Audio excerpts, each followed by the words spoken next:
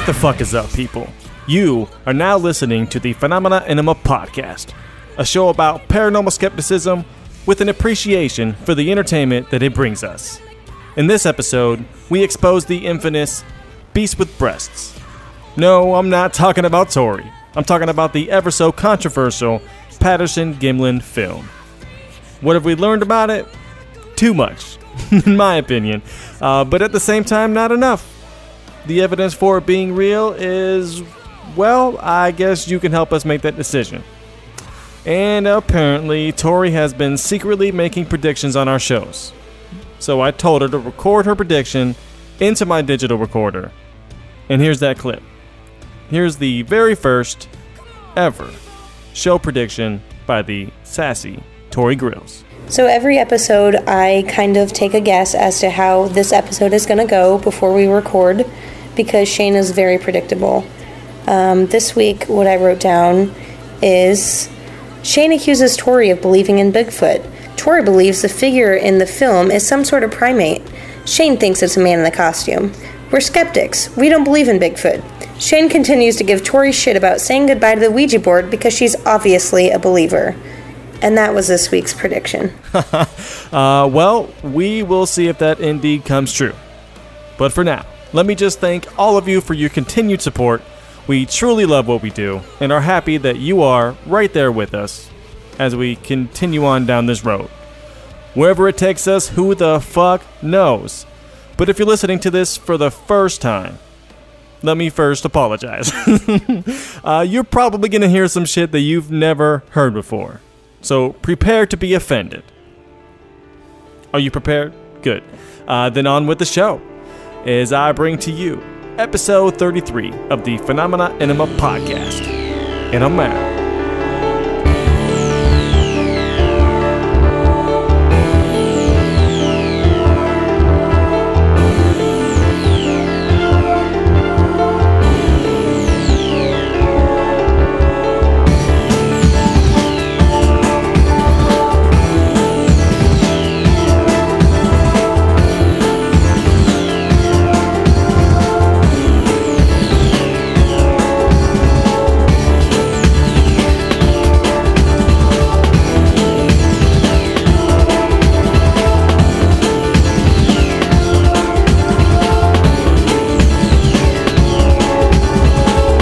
Besides being sick, I feel pretty fucking good right now. I don't know why. I'm not nervous. I'm just happy. I'm ready to fucking do this.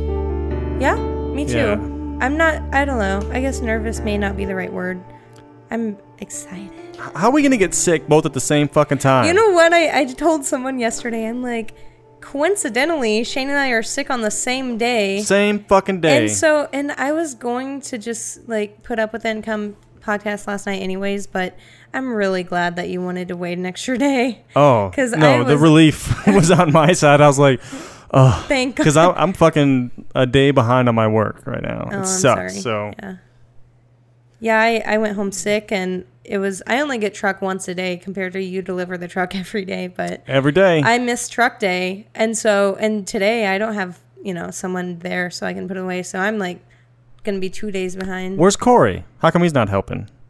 Corey quit like 6 months ago. Oh, that's right. I'm just kidding. Okay, good. No, just testing out my new little phone thing. What do you think about it? It looks very nice. But see, the problem is I don't know how close I can get. Because if I get close like a fucking radio DJ, I sound... Wait. It's actually not clipping. This is okay. Okay. Is it all right? You're a little loud. Yeah, but on there... Yeah, over there it's fine. I look just fine over there. Why don't you give me matching equipment when you get new equipment? You know, I just wanted to test this out and make sure that this is something we wanted. They don't make a specific one for that because it's not meant to have foam. Either is this really. I just liked it so I can read easier. Honestly, though, I'm so short, and in our pictures, like, you probably don't care about this side, but in our pictures you can always see me. But you're much taller, and your face is always covered up by your mic, so... Oh, so this is going to help out. Yeah, all right. I can see you in the picture. Yes. That's why. Why does it seem like the camera's not even on me? It is. Is it? Yeah. Seems like it's on you. No, it's on both of us. Are you trying to take the show away from me? No. Is this what you're doing? All right, speaking of show. Motherfucking FPCUSH. We finally made it back to FPCUSH. Yeah. I didn't even realize it until I was doing the next episode, writing it down what we're going to do, because I never know. And I realized, oh shit, this is the FPCUSH. Yeah. Like, I completely forgot really this was the FPCUSH. I thought it was just another topic to do. Right. It doesn't feel like a case. I don't know. It just feels like we're researching a subject. Oh, it most definitely feels like a case. Oh, does it to you? Jesus fucking Christ. Oh, because there's so much so research? Much. Yeah, I thought this was going to be in and out, done with. I was kind of worried that we weren't going to be able to take up a lot of time, but we better get cracking on this because there is a lot of information to fucking go through. I feel like we say that every episode. Like, well, we thought this was going to be easy. And then a week later of straight up researching. Maybe it's just me. Yeah. No, me too. I think everything's going to be easy, and then I get down to it. Maybe I'm just a bitch. I don't know. It could be anything. Yeah. But yes, as we said, FPCUSH, famous paranormal cases in U.S. history. Can't believe I fucking remembered that, but it shot out like a fucking rocket. We are covering the Patterson-Gimlin footage. Yes, we sure are. And well, we've all seen it, Tori.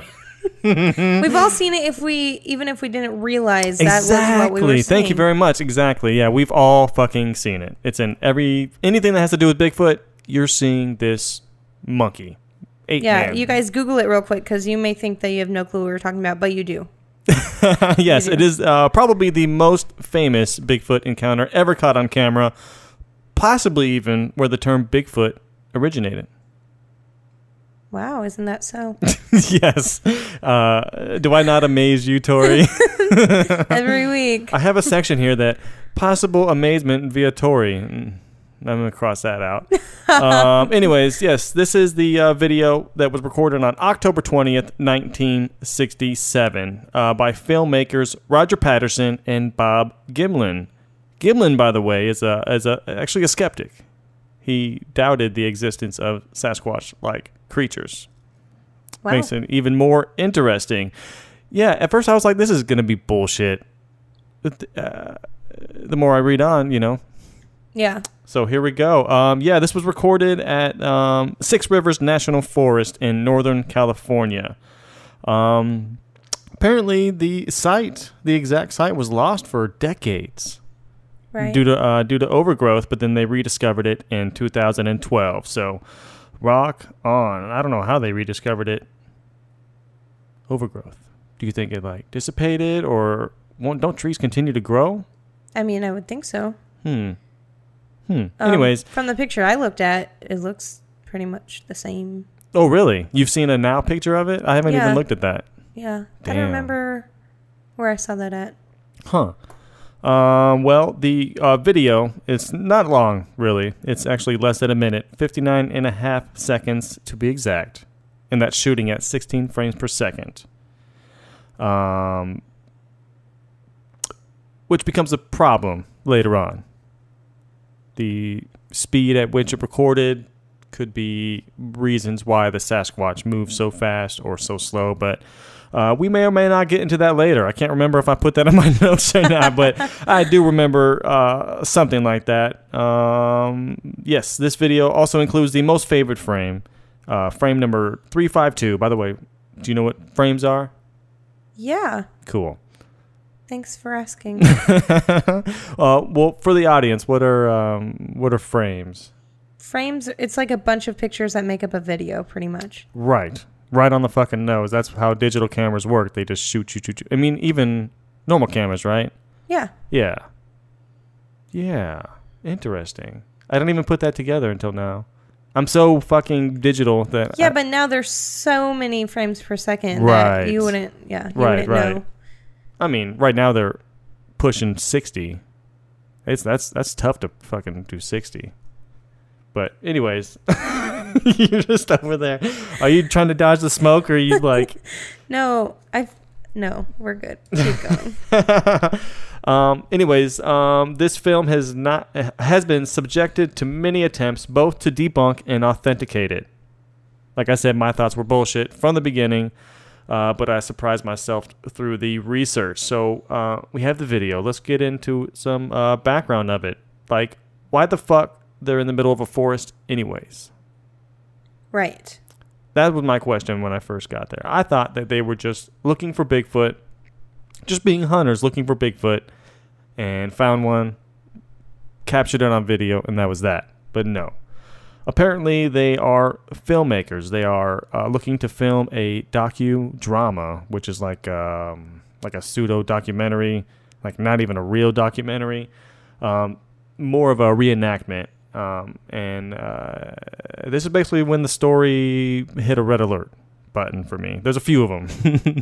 I'm like, what the fuck? Mm-hmm. And the storyline goes, cowboys were being led by an old miner, Patterson, and a wise Indian tracker, Gimlin, on a hunt for Bigfoot. So they're fucking recording a documentary looking for Bigfoot, and they find Bigfoot.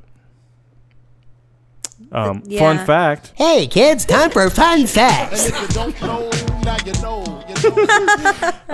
Fun fact. During all this, apparently they copywrote and trademarked the term Bigfoot. I looked through patents. I couldn't find the actual patent. But if Wikipedia says it, then it must be true, right? Right. I was really impressed for a second on how deep you went. And then you just said that you found that on Wikipedia. And I'm like, oh, why don't I remember reading that? No. And shame on Wikipedia, by the way, because its coverage of this fucking video, a very simple video, is horrible. Like, it goes this way and then it goes that way. So you have to like fucking... And I'm fucking high, so I'm trying to keep this in track. Maybe that helped me. Maybe I wasn't able to get deterred and stay right on track there because I was just confused the whole fucking time. Oh fuck! Plus being sick, it was horrible. Yeah, it was horrible. But I think we managed to get her done here. So they're out in the middle of a forest filming and shit. Do your notes say and shit? No, this is actually off the cuff right here. Oh. Off the cuff is an improv term, meaning, I don't know.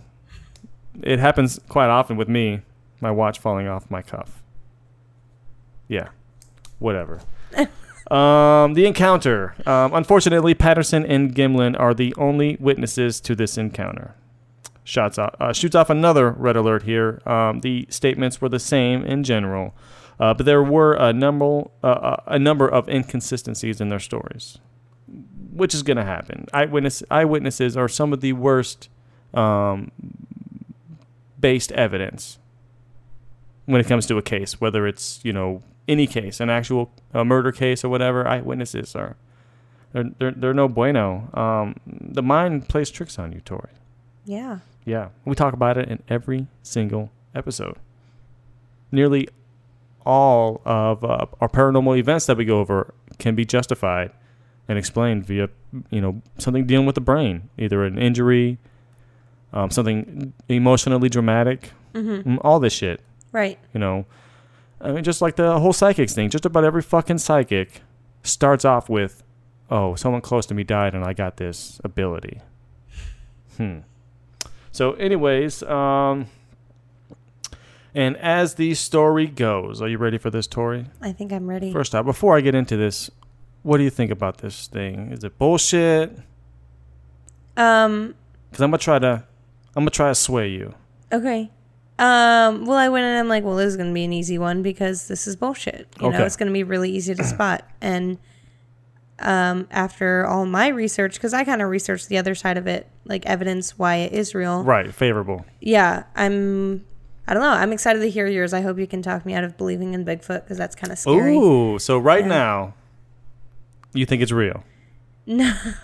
I just want to know, yes or no. I'm not making fun of you. No, I don't think it's real. I just can't explain it. Okay. It's unexplainable. There we go. Yeah. I will accept that, Tori. That's not a yes or a no. It's like that's a yes. So,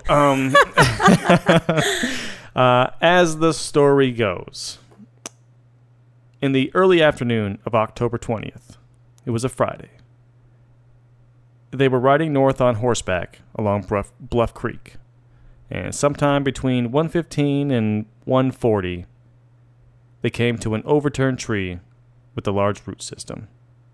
he says it's like the fucking size of a room. I don't know what that means. Is that like 10 foot tall? Because I have cathedral ceilings. It's a big ass fucking tree. Anyways, thanks for that input, by the way. The listeners are gonna know you actually answered me. I didn't really with understand no words. what you were asking me. A room, the size of a room. Oh, it said that the tree was the size of the room? The root system was the size of a room. Oh, I missed that part. Sorry. Fuck. Carry on. Maybe I'll just take over from here. Anyways. I think I was just fired. Anyways, as they rounded it, this room-sized fucking root system, there was a logjam, or a crow's nest, if you will. It was left over from the flood of 1964. And at that exact moment, they spotted it. Apparently just standing there. Some 7-foot-tall, hairy, bipedal figure with short, I'm having some issues. Silvery brown hair covering most of its body, including its breasts. My favorite part. Patterson's horse reared itself. Apparently he was either seeing it or smelling it. This beast with breasts. So he jumped off his saddle. Yeah, these are my own words, by the way. I couldn't believe it. So he jumped off his saddle, grabbed for his camera. While doing that, he's yelling at Gimlin to cover him. And rifle in hand, Gimlin did as he said. During this time, the figure had walked away, nearly 120 feet away. So Patterson began to run after it. And then the reason for this whole episode takes place. Nearly a full minute of footage is captured. Shaky as hell. And on frame 264, Tori already explained what frames are. Thank you very much. You're welcome. Patterson drops to his knees in shock. It turned a total of, I think, 3 times, Patterson says. And one of those times is shown in this short video. And then the famous 350-second frame where he turns and looks directly at him. Patterson characterized the creature's expression as one of contempt and disgust. Like, I ain't the type to fuck with fuck someone up, but test me and I'll fuck you up. That's what Bigfoot was saying in his head. Exactly. He didn't know how to vocalize it. Right, and I apparently didn't even know how to vocalize what I wanted to say. Anyways, so Patterson takes off without Gimlin and ends up backing down because he felt vulnerable without the rifle. Don't fucking leave Gimlin. I think it was something to do with Gimlin being on horseback. Like, he couldn't get through the brush in time, so he just took off. He wanted to make sure he captured it. But then a bunch of shit goes on. He tells a bunch of people. And then the next morning, around 5:30 in the morning, it was raining heavily. So Gimlin returned to the film site to cover the tracks, or cover the marks, or prints. My fucking God. I thought you said you were going to have issues with talking. To cover the prints with bark, so to protect them. The day before, the U.S. Forestry Service, they were out there, just roaming around like they normally do, and they said that they noticed no tracks. But then, hearing what had happened, they went back out there, and they photographed the tracks, they made casts of the prints, and then plotted their movements on a map. So there's nothing else to do but analyze the video. Pretty much the only proof this guy has. And apparently, there are at least 7 copies that were made of the original film. The problem with this is VHS. Do you remember VHS? Yeah, I grew up in the 90s. Did you? So you had VHS? Yeah. Tapes, VCRs, and stuff? This is actually before VHS, Shane. This is like real. Oh my God. This is reel to reel. Film. Yeah. Holy shit, I'm a fucking and idiot. I'm going to go into that later. I Cool. don't know how much you learned about it. About reel to reel? Yeah. No, I don't know. Cool. Apparently, I thought this was still VHS. So I'm stuck in the No. 80s while Yeah, this the film was 60s. stuck in the 60s. Thank you very much. Anyways, the more you copy it, the quality is going to degrade. Right. And in writing that, it reminded me of my very first studio. Oh, yeah? My parents bought me a karaoke machine. Oh. I was able to record a demo off it, but the quality was horrible. Like, I would record one verse, then I'd bring it back, put a new tape on, and record it all over again, and then just do some overdubs over it, and then do it all over again, 3 takes. And that was the limit. Anything after that, you couldn't even fucking hear it. But I had it down to a science. How old were you? I guess I'm just imagining you being like 8 years old. I started in 5th grade. Oh. But I didn't get my karaoke machine until about...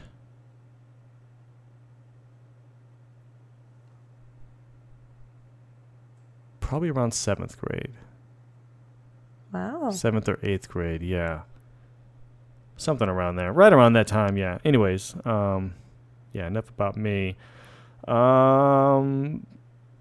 This video analysis, which I'll let you get into here shortly, it actually carries little interest from mainstream scientists. Anthropologist David Dagling, really cool last name, in quotes, the skeptics have not felt compelled to offer much of a detailed argument against the film. The burden of proof, rightly enough, should lie with the advocates. And without such argument, the film has not gone away. Another anthropologist by the name of Grover Krantz, who had his own copy of the video, by the way, and then he donated it. Donut ate it. He ate a donut. And then gave the reel to the Smithsonian. Yes. Anyways, he argues that of the many opinions offered about the Patterson film, only a few of these opinions are based on technical expertise and careful study of the film itself. And covering such technical expertise is researcher and co-host Tori Grills. What do you got for us today, Tori? What'd you call me? Oh, man. Grills?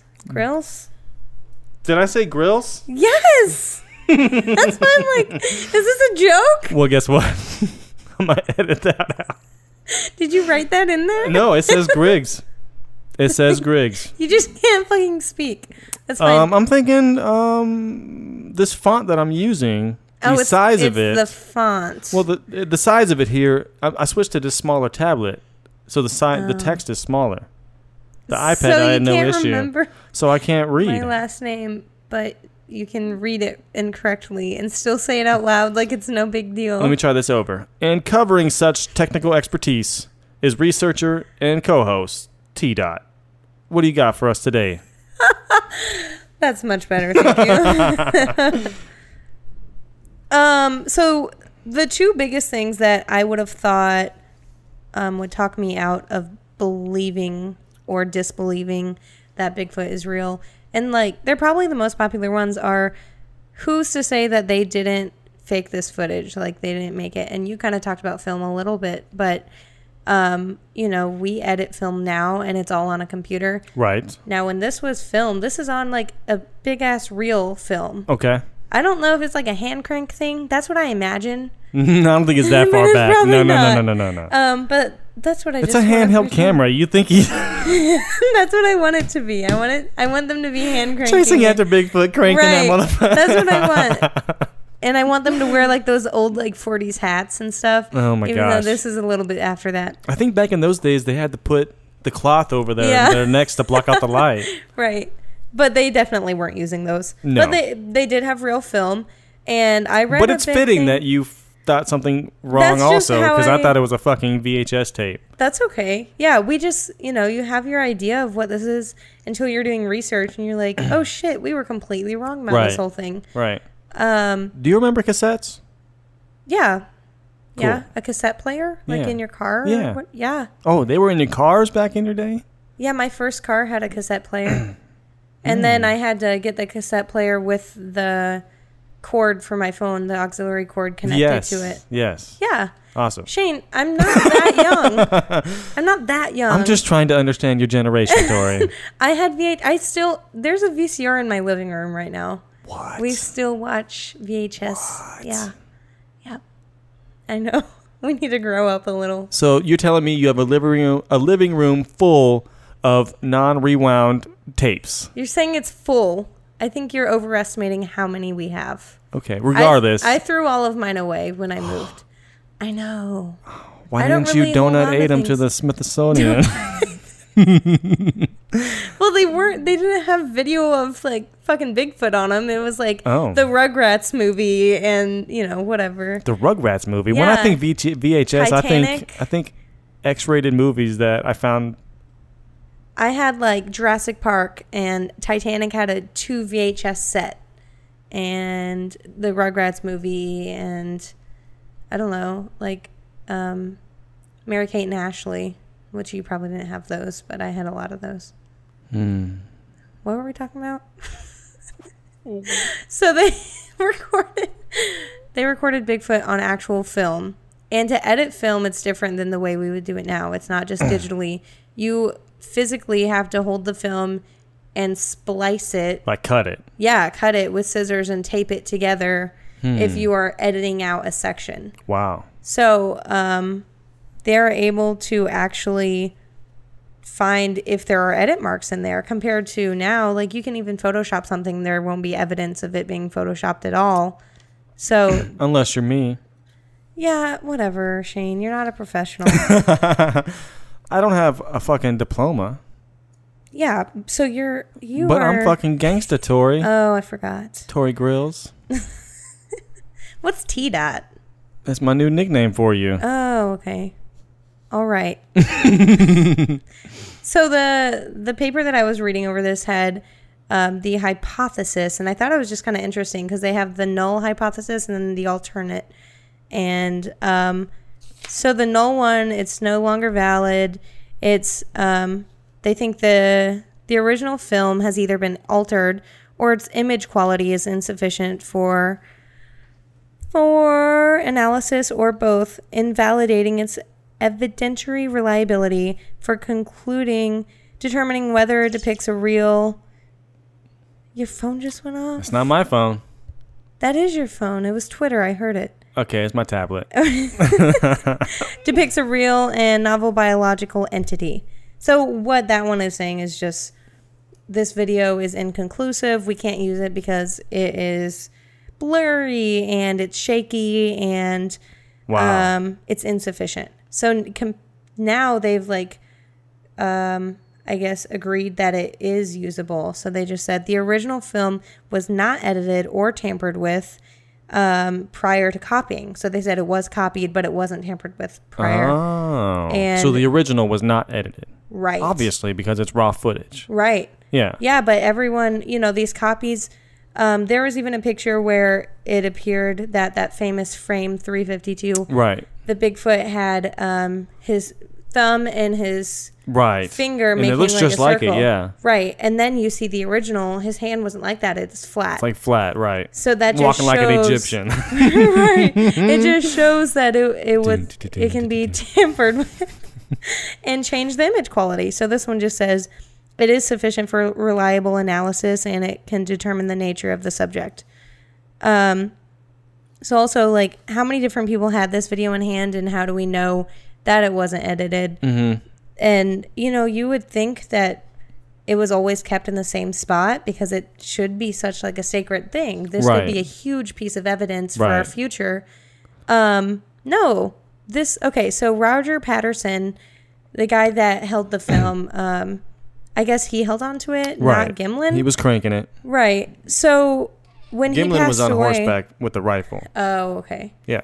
So Patterson passed away less than 5 years after the film. Right. And you would think that Gimlin would get the film, but no. I guess when he passed away in 1972, a film company, the name of American National Enterprises, A&E, they were in possession of the film. Mm-hmm. And they kept it even after he passed away until that company went out of business and their bankruptcy led to liquidation. So this video went to just some random person that got part of the business. It didn't even name the owner. It just went on. What? It said the new owner kept the film in a film storage service in LA until 1980. Wow. So for these like 15 years, who had it? We don't really know. That's ridiculous. So then a researcher, Renee DeHanden, I'm probably saying that one wrong too. It's okay. That's okay. I'm sure I'm going to be saying a lot of names wrong here shortly. Yeah, I mean, you already said mine wrong, and I've known you for like a year. Fuck, I'm 0 for 1 already. Right. So this researcher convinced the staff at this film storage service that he had rights to the film, and he wanted to use it for examination. Who the fuck told this guy that he had rights to this film? We don't even know who he is. He just wanted to examine it. So he got this storage company to let him have the film, and he used it to examine it. But there was no record of him ever returning the film. And so right now the film is classified as missing and whereabouts unknown. Wow. Right. You gotta be kidding me. This is probably worth a lot of money. So if you have it, please return it. Or you can be very rich right now. Yeah, and they are certainly listening to our podcast right now. Right. Wow. Oh, yeah, absolutely. Wow. Who doesn't? My goodness.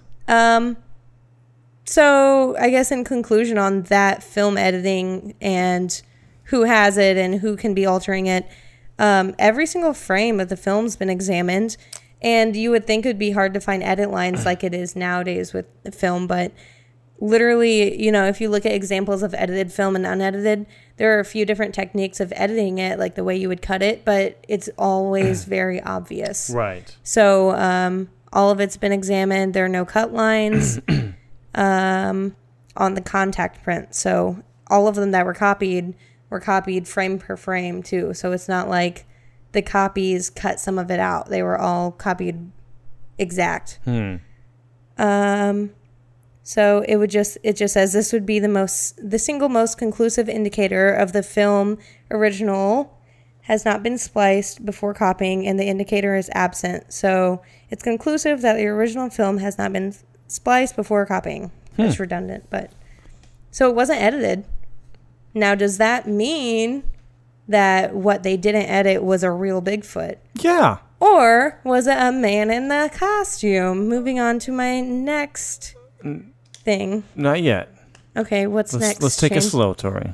Okay. We're still on analysis. All right. And what do they say in courts? No, what do they say when they are voting out in public? I don't know. All who oppose. Gosh. Sorry. You were supposed to go, all who oppose? Oh, sorry. Anyways. Gonna do that again? Oh my gosh. You don't get another chance.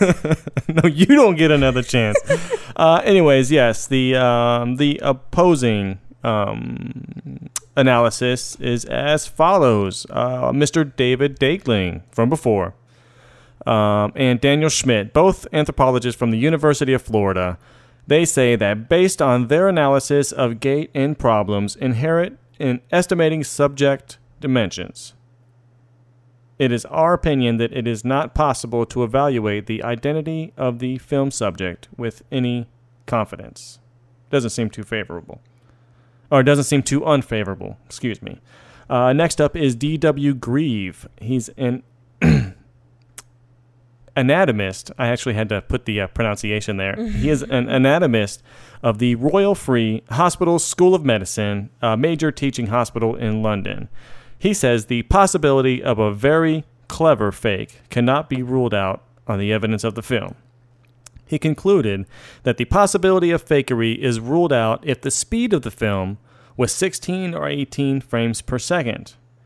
In these conditions, a normal human being could not duplicate the observed pattern, which would suggest that the Sasquatch must possess a very different locomotor system to that of a man. If it is a fake, it is extremely clever one. Again, these are not unfavorable. These are all telling me that it's fucking real. Another one, a zoologist by the name of Bernard Heuvelmans, and the so-called father of cryptozoology, he had objected to the hair flow pattern as being too uniform, the hair on the breasts being different than one on a primate's, and its buttocks being insufficiently separated. This guy seems like a pervert. Yeah, he's my kind of pervert because I did some research on that myself. I'm pretty satisfied. And then we also have finally, one of the last notable analyst here is John Napier. He's a prominent primate expert and once director of the Smithsonian's primate biology program. He says that I am convinced that Sasquatch exists. However, there is little doubt that the scientific evidence taken collectively points to a hoax of some kind. I could not see the zipper, and I still can't. There I think we must leave the matter. Perhaps it was a man dressed up in a monkey skin? If so... Was that thunder? Mm-hmm. Oh, shit. If so, it was brilliantly executed hoax, and the unknown perpetrator will take his place with the great hoaxers of the world. Perhaps it was the first film of a new type of hominid, quite unknown to science, in which case Roger Patterson deserves to rank with Raymond Dart of Johannesburg, the man who introduced the world to its immediate human ancestor. I had this perfectly earlier today. The Australopithecus africanus. Bam. Anyways, other notable analysts include Universal Studios, which says, if it is a fake, it's a very good one. A job that would take a lot of time and money to produce. Which he didn't have, by the way. He was a very broke dude. Another one, Rich Baker. You would know him from the creator of Harry. From Harry and the Hendersons. Have you seen that movie? No. Oh my God. Sorry. I don't even know what that is. You don't even own a VHS of Harry and the Hendersons? No, but I do have a bunch of pictures of old monkey costumes. You got notes? Write that down. Okay. Anyways, he said that it looked cheap. Looked like cheap and fake fur. The costume did? The costume did. So, there are people who analyzed it and say that it might be real. I agree to disagree with that guy. Yes, this is going to be my next question. With all that said, have I stirred you away? Do you still believe? No, all those seemed like pro points. Right. So yeah. it's still real. Right. Right. So let's move on to the hoaxes. Oh, okay. And I might stumble upon your research here, but you know That's what? fine. I don't give a fuck. I guess we could share it. We can do that. I'm in a sharing kind of mood anyway. You want some water? You want a straw? You want some weed?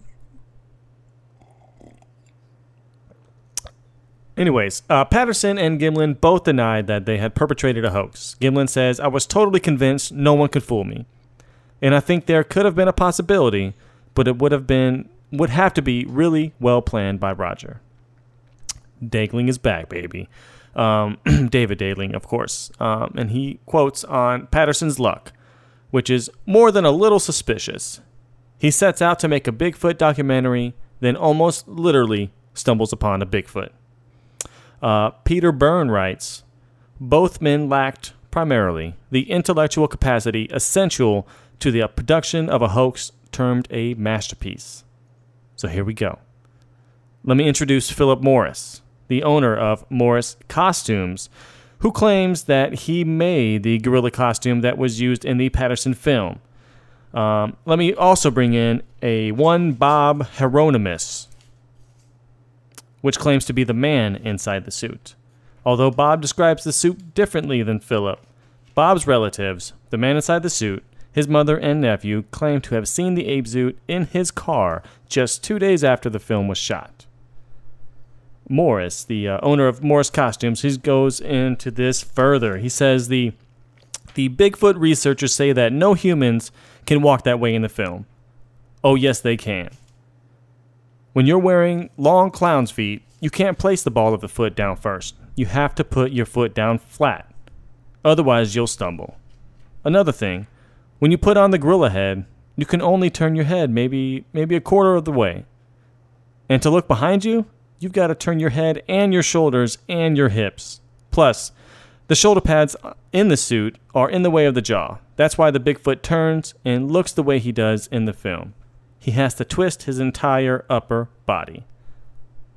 Now, I have a question here. So where's the fucking suit? But you already answered that for me. It's just, so no one has it. Right. Crazy. So the fucking video is missing. And the suit is missing. Right. Wait, did you say the suit was missing? No, you fucking A. You're just going along with me. I appreciate that. You're welcome. Anyways, I have a final nail in the coffin here. This is the infamous Frame 61. Do you know anything about this?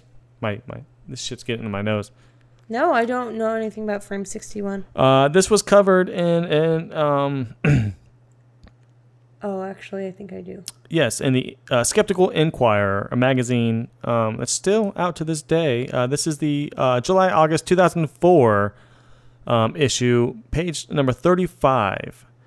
The bottom of its right foot is easily seen. Not only is the arch on the wrong side, indicating that Bigfoot has 2 left feet, but the shape of the feet do not match the casts from the track that were later recovered at that site.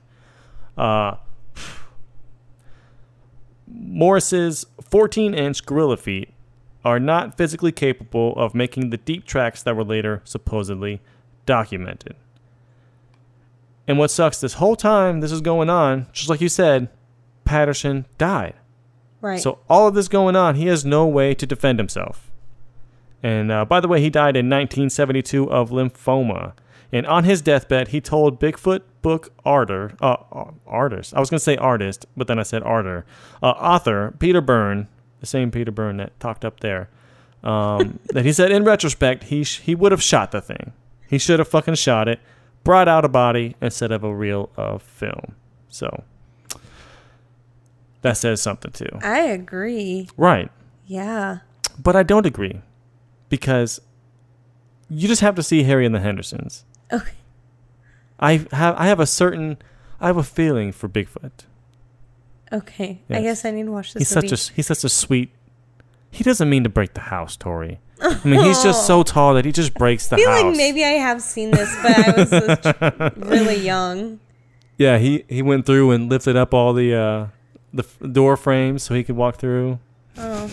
Spoiler alert. Yeah, that's a spoiler alert. Yeah, a big dude doing big things. So, I don't know. Do you want to watch the video real quick now that we know all this information and see if we can pull something out? The video of Harry and the Hendersons? Or no, the Gimlin film? The Gimlin film. We can watch it. I would love to watch it. I haven't seen it a million times this week. I know, right? Oh, this is actually the complete version. I've never seen this. So I guess that makes sense why they didn't record more film. Because I kept thinking, why did they stop? I think that it had said that they were about to run out of film or something.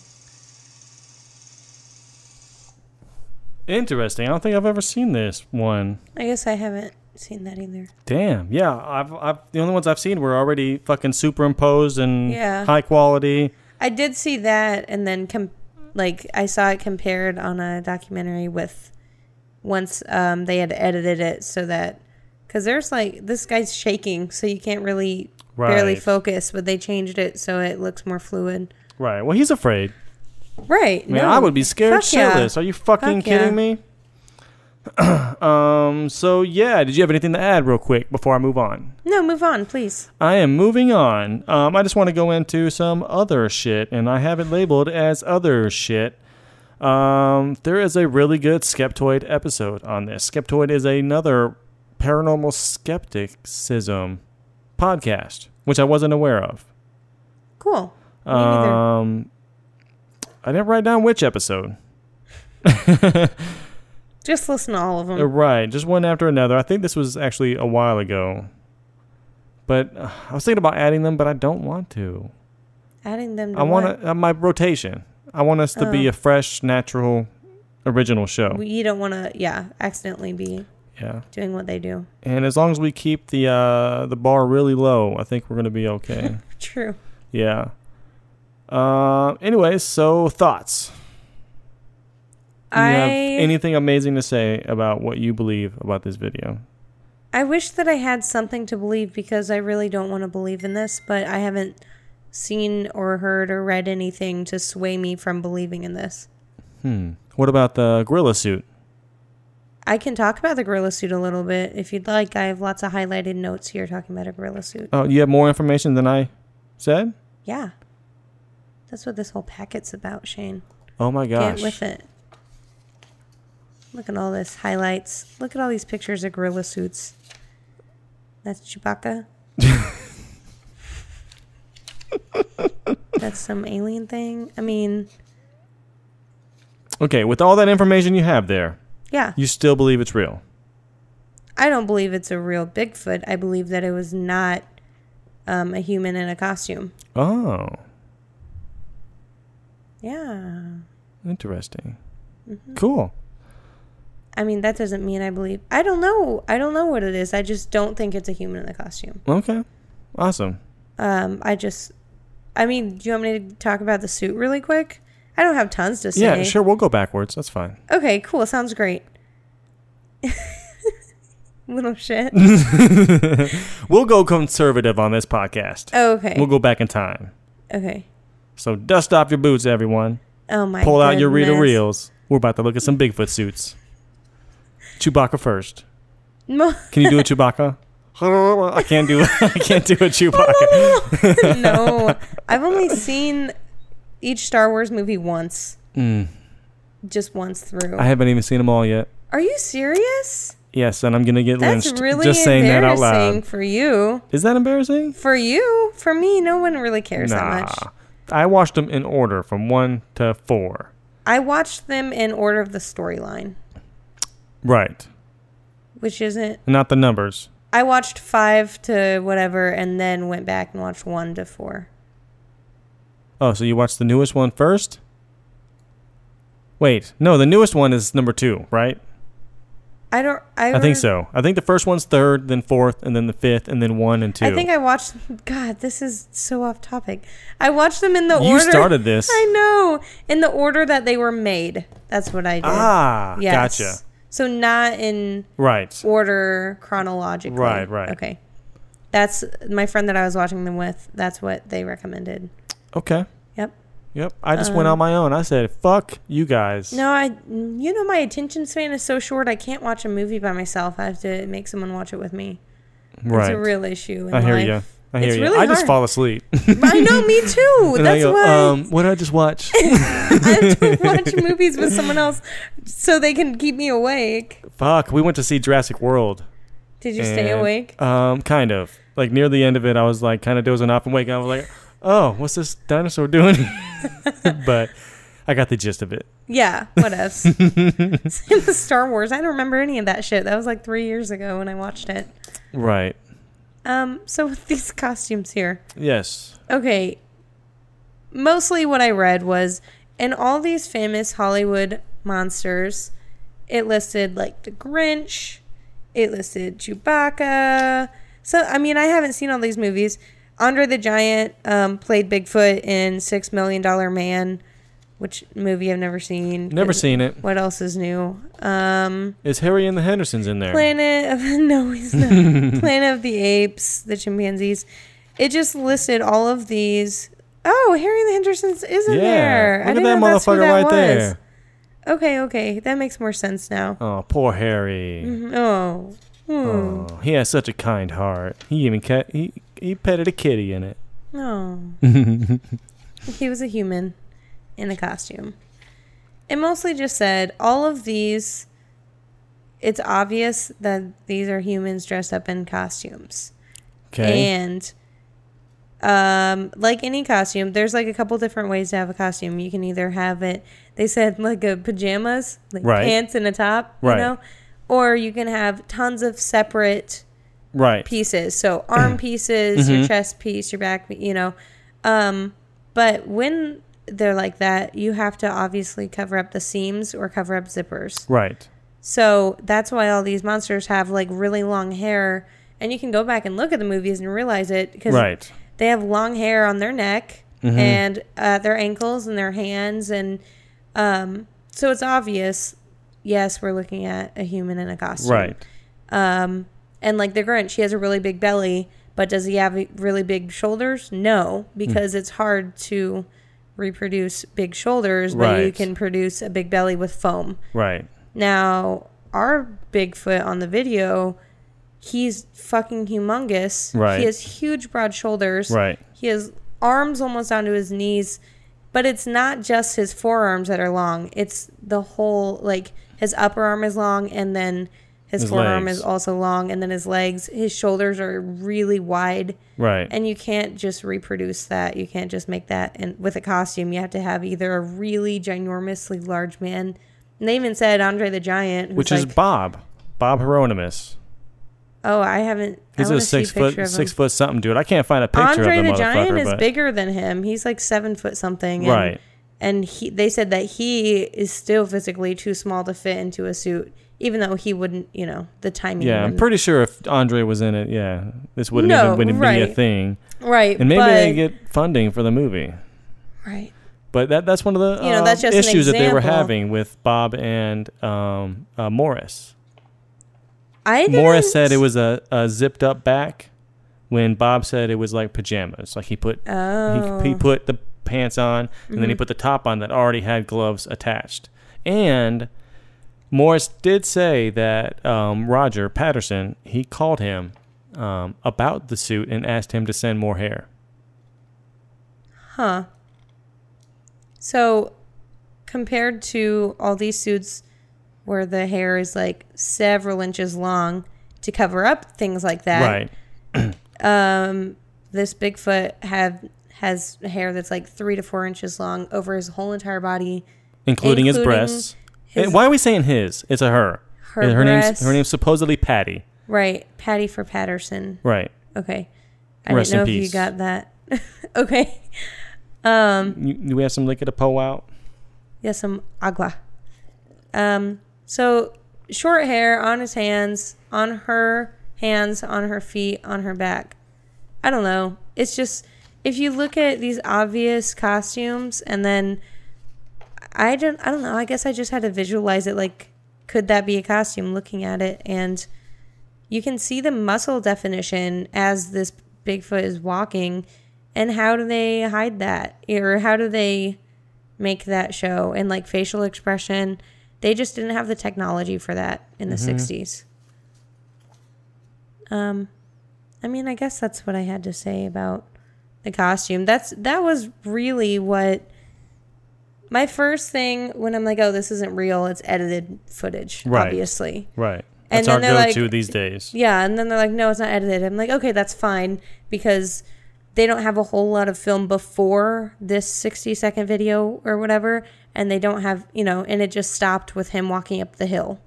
So I'm like, well, they're in and off the, on the stage or whatever, he's like, I don't know if that makes sense. They don't keep following him. If they had kept following him for a long time.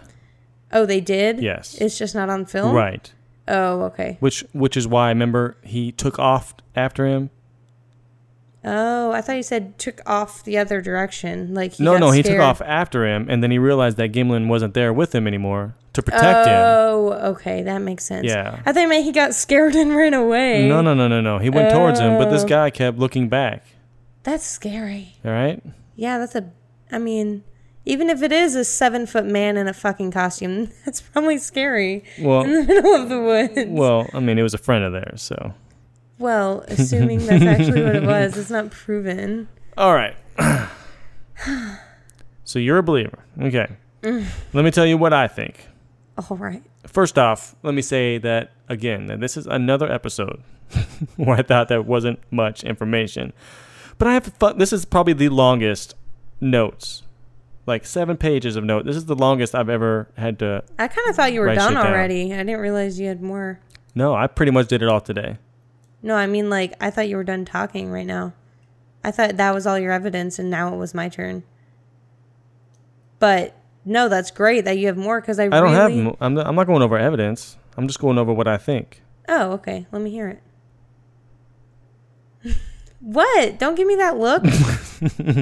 Anyways, regardless if this can be proven or disproven, it's still fun to think that there are large ape people roaming the wilderness, picking berries, and never shitting them out.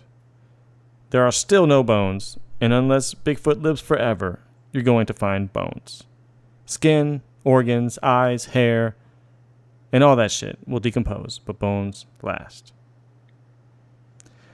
And if you're listening, we want to know what your thoughts are. Go ahead, hit us up if we missed anything. which is almost always a guarantee, right? Oh, yeah. We can't ever capture everything entirely. So, yeah. Twitter, @Phenomena Enema, Facebook.com/Phenomena Podcast. www.phenomenaenema.com, or on Instagram. You can't really reach us there, but you can still creep on our pictures at Phenomena Enema Podcast. Yay. Yay. Anyways, do you have any news this week? Yeah. Let's just pull it up here. Do you have more stuff to do? News? What do you got? Paranormal news? Yeah. I have paranormal news. I just want to make sure I'm not jumping the gun, because I thought you said you were done. You're cool. You're cool. All right. No, so normally how I choose my paranormal news, because don't think that I actually keep up on this shit every day. I usually wait until it's like 30 minutes before we start recording, and I'm like, oh shit, I need paranormal news. So I go on Twitter or Facebook and search hashtag paranormal news, and it mostly my hashtag. Right. Shane's hashtag paranormal news, and we find... Oh, for a second I thought you were talking to me. I was like, I already know this shit. No. We have an audience. This is how I find my news every week. So I was looking for one today, and... Oh, God. Are you going to do this to me? Yeah, I am. Are you going to do this to me? Let's just start with, a few days ago, I was on our Facebook page, and I noticed some really odd paranormal news, and I texted Shane, and I said, there's some really non-paranormal news that keeps showing up. Mm-hmm. And he's like what? And I'm like, there's tons of things. Just look at it. And he's like, okay, whatever. So, and that was a few days ago. Right. And so today I go to get my paranormal news, and I'm like, what the fuck? None of this has to do with paranormal. So this is a new news article I chose, not because it's paranormal. Oh, my God. Because it's funny, and it came up on our website. I have to put it in front of me to read it. The headline is, prisoners accuse newspaper of printing impossible Sudoku after failing to solve puzzle. This has nothing to do with Phenomena Enema. That's paranormal. What are prisoners doing playing Sudoku? That's not Why are they playing games, period? They should be sitting in a bunk thinking about what they did. Not playing Sudoku. 86 prisoners putting numbers in order and shit. Complained that it was impossible to find a solution to a Sudoku puzzle that was published in the local paper. Every Thursday, they're allowed to read this paper, and they all do the Sudoku puzzle, because I imagine if you're rotting in jail, you have nothing else better to do. Oh, you're killing me. I know I am. This is on purpose. Damn it. As much as you pick on me, this is my turn, because you fucked up. Now, when I fuck up, you can make fun of me all you want, because I do it a lot. This article has nothing to do with paranormal Fuck news. You. You know why? Because Shane dropped the motherfucking ball. I didn't drop the ball. Let me explain. Okay, explain. Okay, I use Hootsuite.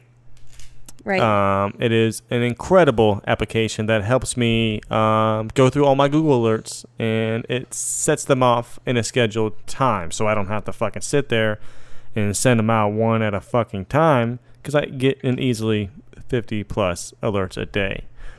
Take some time, Tori. Right. So to alleviate that time, and to when I'm sick or if I'm working hard, I get backed up and we don't have any more paranormal news. Mm-hmm. So to alleviate that, I threw on an RSS feed of Mirror's weird news, thinking that every time a weird news article came out, it would just automatically push it out there. Okay. I mean, in theory, that sounds okay. Right. That wasn't the case. Apparently, it shot out everything that the Mirror put out. The Mirror is a website in the UK. Yeah. And everything came out. And I am so sorry for the people, but thank you for those who actually retweeted the fuck-ups. It was kind of funny. We got It is hilarious. Retweets. We read a few of them. I actually want to go through it right now and read some of them that we haven't. Yeah, go for it. Because I am totally fucking interested in what I've been spewing out there. So we'll do a quick hashtag Paranormal News. The Queen's Guard knocks out annoying tourist with one punch.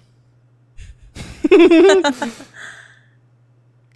one's my favorite. Stop, duck, and listen. This mummy duck teaches babies how to cross the road safely. Hashtag Paranormal News. I read one about guinea pigs, and that's when I first realized, I'm like, is this anything paranormal? I'm like, no, it's really not. It's not at all. Looks like it doesn't go back that far.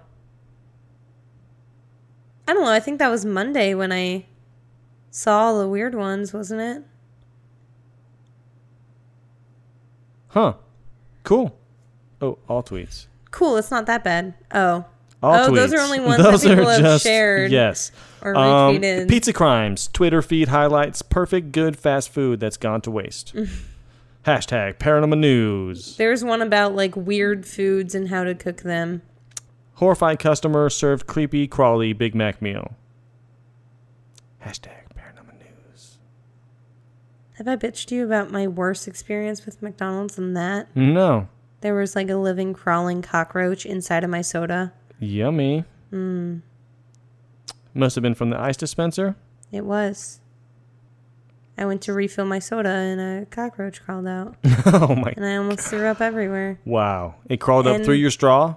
No, I lifted up the lid to fill it, and there was a cockroach at the bottom of my empty cup because I had just drank my whole soda. No way. Yeah. Yeah, and I told management, and they sent me a coupon for 1 free value meal.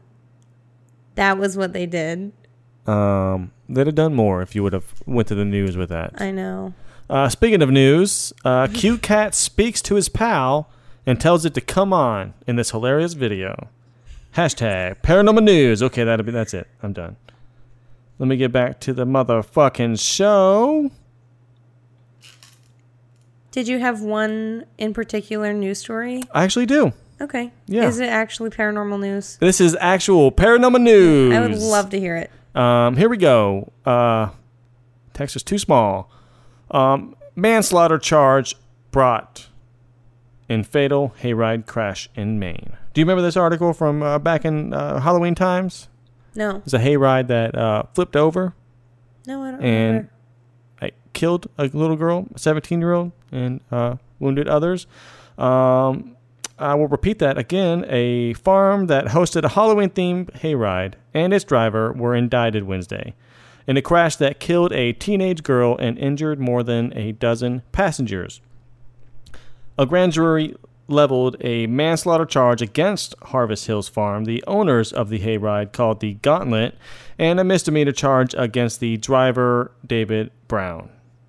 Authorities has said it appears that a mechanical problem caused the hayride accident. This thing was pulled by a 1979 Jeep. I'll just say that.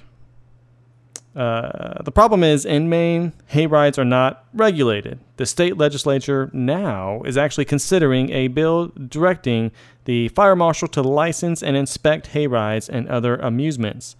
In the end, lawmakers voted to create a task force to examine ways to improve the safety of hayrides and other unregulated farm rides.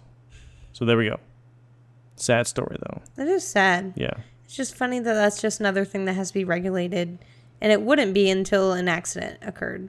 Of course. That's how it works. Right. Right. It's true. Someone's got to die. Yep. Should be a quote somewhere. I think I'm going to put that on my wall. You know, they have the love and live and listen and whatever the fuck else it is. Live, laugh, love. Live, laugh, love. Thank you very much. My roommate is all about that shit. My gosh. Home is where the heart is. We should get her a new one. Someone's got to die. All right. So, enough of that. Let's go ahead and move to some shout-outs. Do you have any shout-outs this week? We sure do. We have... Oh, the fucking question. I keep forgetting about this question. Oh, you forgot? For real? I thought you were just trying to lead me into it. No, not at all. Okay. We got a Facebook message from Brandon in North Carolina. What's up, Brandon? What up? Why are you trying to hit on Tori? He's trying to hit on me? I don't know. Oh. His question is, with all these ghost hunting... Yes. With all these ghost hunting and Bigfoot hunting shows, do you think that these help or hurt the community, as well as how much of what they show is actually evidence? Or is there really any way to say that anything they show is actual evidence or made up? Obviously, this will depend on the show itself, but I would still like to hear your opinions on this. So first of all, we love your feedback, and please email us questions because this is For great. sure. Yeah, that was awesome. We're always accepting, and we will get back to you as soon as we can. Right. But we're hardworking motherfuckers, Tori. Heck yeah, we are. We got shit to do. And it we even got took coffees me... to make and bread to shelf. That's true. So let's hear what you got. Sure, I can go first. I just thought that you would go first. You know what? Chivalry is not dead. Okay. I'm a motherfucking gentleman. Okay. In saying that, I think that...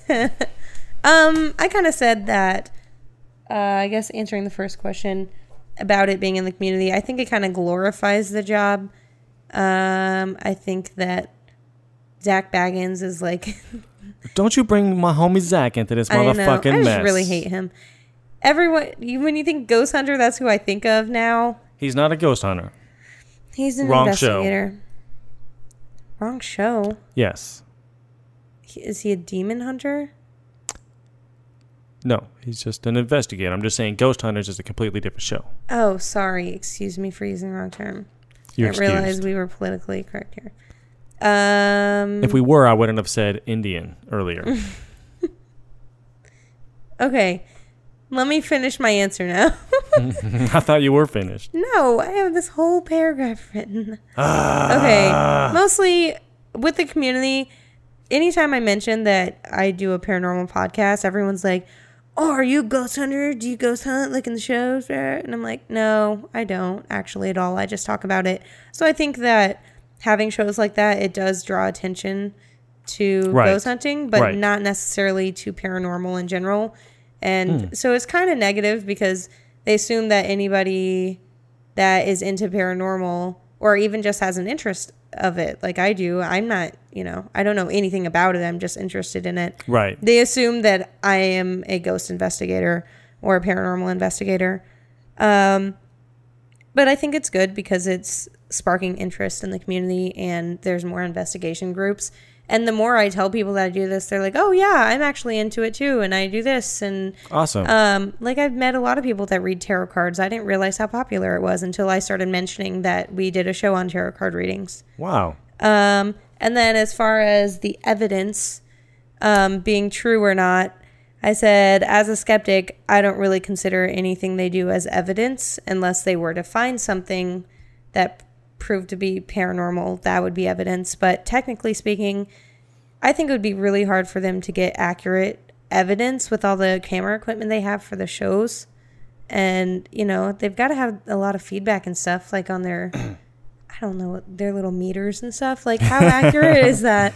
If they have so many cameras and lights and like everything, right. Well, I will tell you, all that. As one who read Zach Baggins' book. Oh. His old one, not his new one. Okay. And also Nick Griffin's book. He broke it down. They started out as documentarians. Just 2 cameras, maybe a third one with... no, it was just 2. And they took that to Travel. Travel liked it. And since they were just already filmographers, they just ran with it. They did their investigation, and then Travel came in later and did all the other shots. Okay. So it's just them with their own equipment. They don't have any extra equipment. It's just their ghost hunting stuff.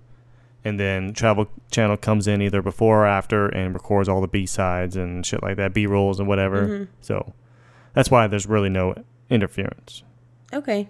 That makes more sense then. So I still don't consider evidence because I don't believe in ghosts. So okay. I think they're just like in a dark house with a bunch of like electronics. Oh. Electronics that talk to them. I guess so. How many shows have you watched? Not a lot. Okay. I mean, do you believe that it's real evidence of paranormal? I guess you should. What do you think? I don't think so. I'm just confused why you're telling me that my opinion's wrong. I'm not. Oh. What do you mean? I just said that I think that what they're doing isn't real evidence. You're like, how many of shows have you watched? Because apparently... I'm just breaking it out. I just want you to see all corners.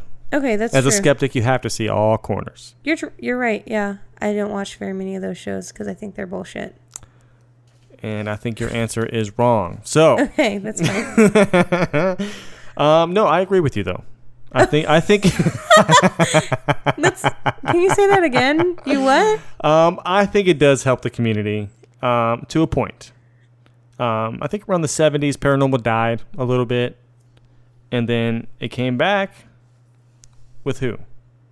The one and only Zach Baggins. Ghost Adventures brought it back to the fucking surface. So regardless if you like him or not, you got to give him that. Ghost Hunters, they weren't doing shit. They weren't doing shit. They're walking around in the dark with flashlights. Okay? This motherfucker comes in pure darkness. He has infrared cameras. Why do you need flashlights? Anyways. Let's see here. I cannot read my scribbling. This is why I type shit out. Oh yeah. Yes, he brought it back to the surface. So it was exciting at one point, but right now I honestly feel that it is dying out. Oh, really? And let me tell you why. This is a part of why these shows hurt the paranormal community. When something becomes popular, companies, they tend to mold shows into what the viewer feedback. You know, whatever the viewer likes, whatever they watch more of, they're going to go ahead and just basically format and tailor to the masses. But you know what, Tori? What? We are not the masses. That's true. You're over there giggling. You know why? I cannot see my fucking handwriting I have that all. issue always, but I prefer to handwrite my notes. Fuck that. I'd rather type them out so I can read. Oh, look at that. I can read what we got coming next. And like I said, so hey, thanks, Brandon. I appreciate the question. Hopefully we answered it for you. Hopefully you can get an answer in there with all the shit that with all the arguments that we have and trying to read my shit, which I still can't even read if I wanted to read it over again. Trust me, being a left-hander is not easy, Tori. Oh. Did I ever tell you that in junior high I had to read my papers after class because she couldn't read my handwriting? That's pretty bad. Yeah, it's pretty bad when you're the only one after class reading your paper. We had to type all of ours up, and that's probably because I'm younger than you, but 12-point, Times New Roman, double-spaced, 1-inch margins. Bam. Yeah. No, in this class, no, it was just paper. Oh. Just paper. Which is saying a lot because the high school I went to was one of the leading technology schools. Oh, I didn't know that. Yeah, we had one of the first college classes. Cisco networking, A+ certification, C++ programming. That's it was cool. the shit. It was awesome. And those are the only classes I passed. Figures. Anyways, let me tell you what, Tori. What?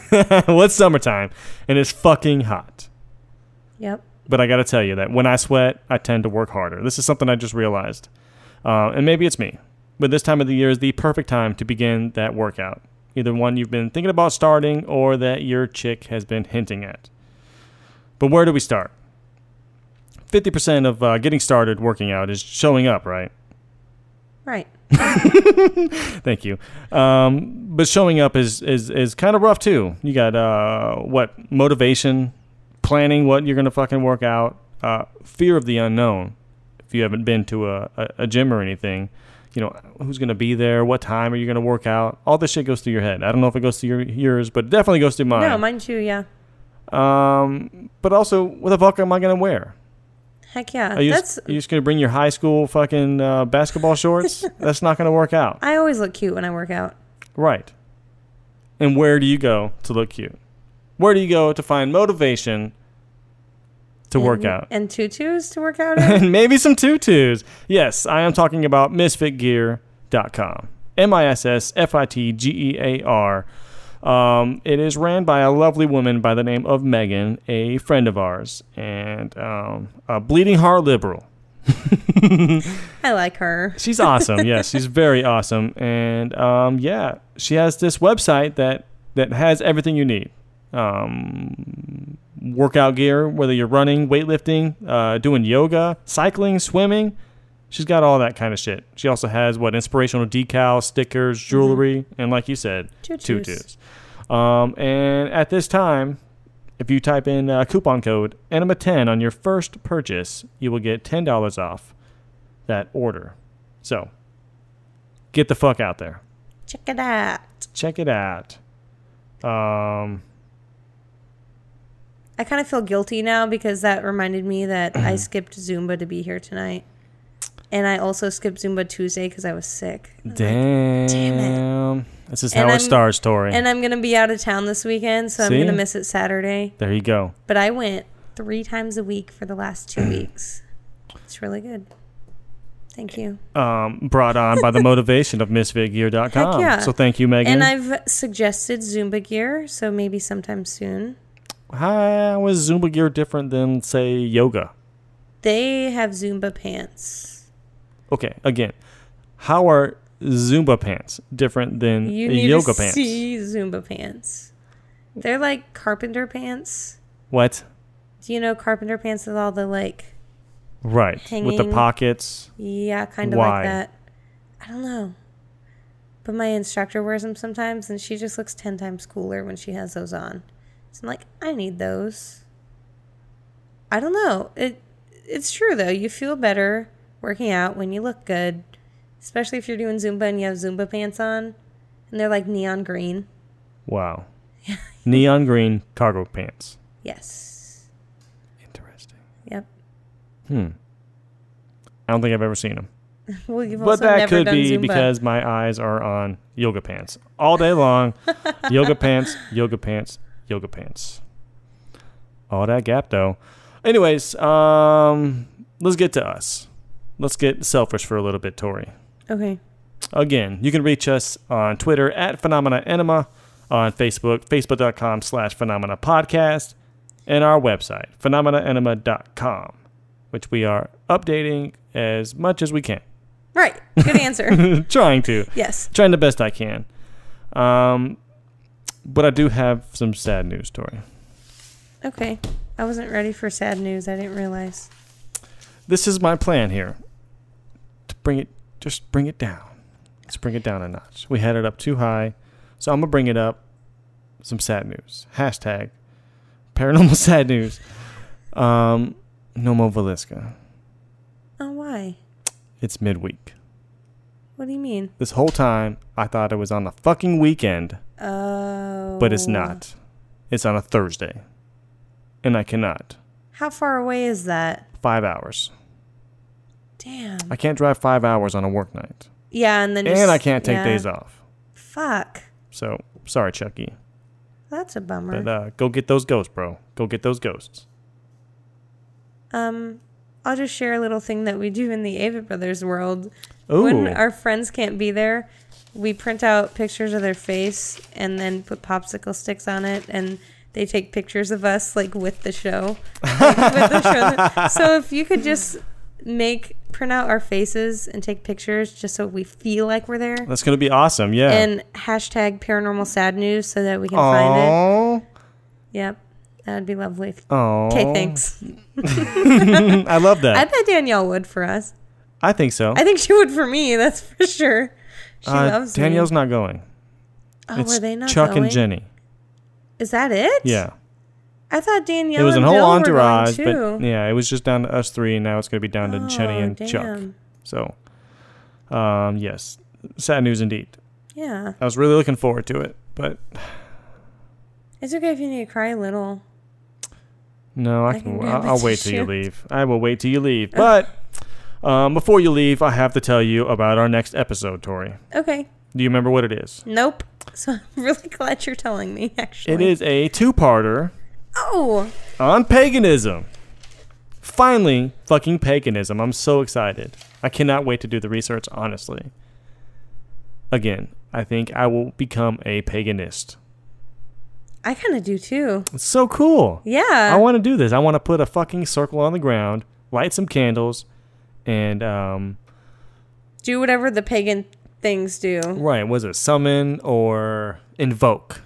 Ooh. Invoke the spirits. Which, okay, I'm going to be real with you. The honest reason why I cannot wait to do paganism is because our research will include one of my favorite movies, Ooh, what is it? The Craft. The Craft. Light as a feather, stiff as a board. I've Light as never a heard feather, of that. stiff as a board. Is it scary? Some Am I hot gonna be chicks. It's scared? all about chicks. Okay. It's all about chicks, baby. I can't remember if there's any nudity, but if there is, you will be the first one I text. So yeah, Titties at 12 minutes in. I could check MrSkin.com. Yeah. I'm sure there's something on there. Anyways, while we do the research, like I said, we're going to do a 2-parter because there's so much fucking shit to cover on this motherfucker. We're going to do part 1 on this next episode. So if you have anything you want to add, we might even put you on the air. We'll just talk about what you know about paganism. Why the fuck not? Heck yeah. You know? Let's get some experts on this instead of us spewing some fucking bullshit that we read off of Wikipedia. That's my number one source. It's hard, but you have to really go down to the sources and make sure that the shit's right. It's true. I had to do that so many times on this one. Mm-hmm. Ugh. Information just kept going back and forth. I don't want to get into it. So yes, if you know anything about paganism, if you are a paganist, we would love to hear from you, whether through text or audio. We would love to hear about it. So, did you hear that? That is it. We have reached the end of the podcast, Tori. You like these setups? Do you have a list of these somewhere? Like, and then when it's time to close, here's the dramatic thing I'll do. No. Oh. Another Twitter. Yeah. Yeah. Someone's twittering us. Or someone twit us. That's what Joey Diaz calls it. Twit? Twit. Tweet? These fucking Gentiles keep twitting me. I fucking love Joey. Anyways, yes. We have reached the end of the podcast. All right. All right. Good night, Tori. Next Wednesday. Goodness gracious.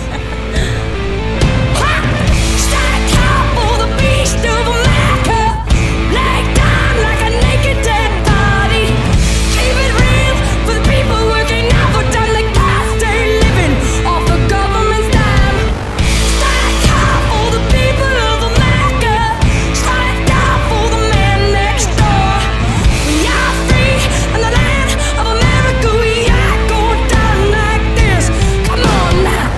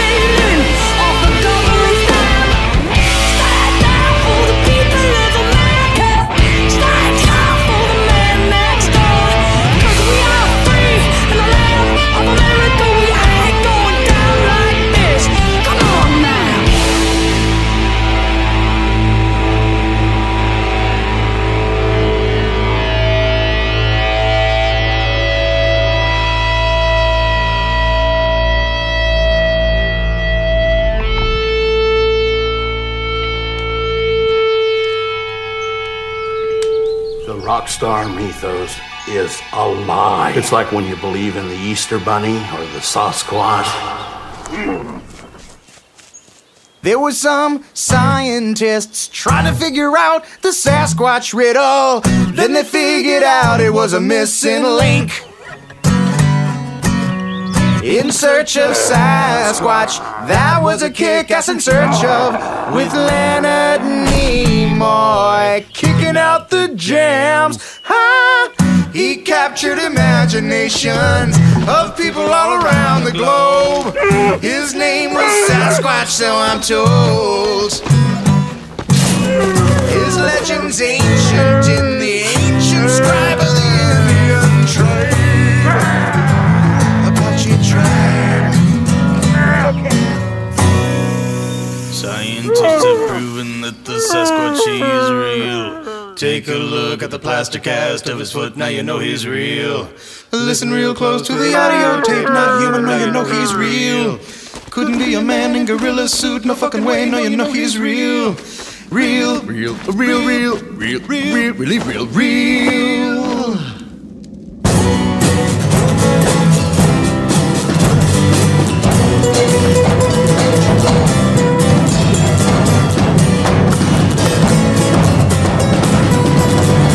Don't take this personally, because it's not about your playing. No, dude, your drumming is kick-ass. It's just that the D, it's always just been me and KG. And we're just not comfortable being a power trio. I hope there's no hard feelings.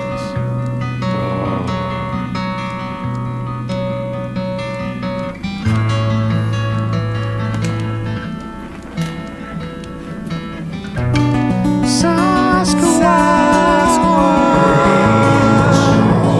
we know your legend's real. Sasquatch, we know your love is real.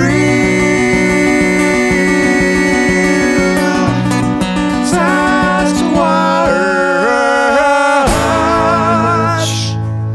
you and Tenacious D are real.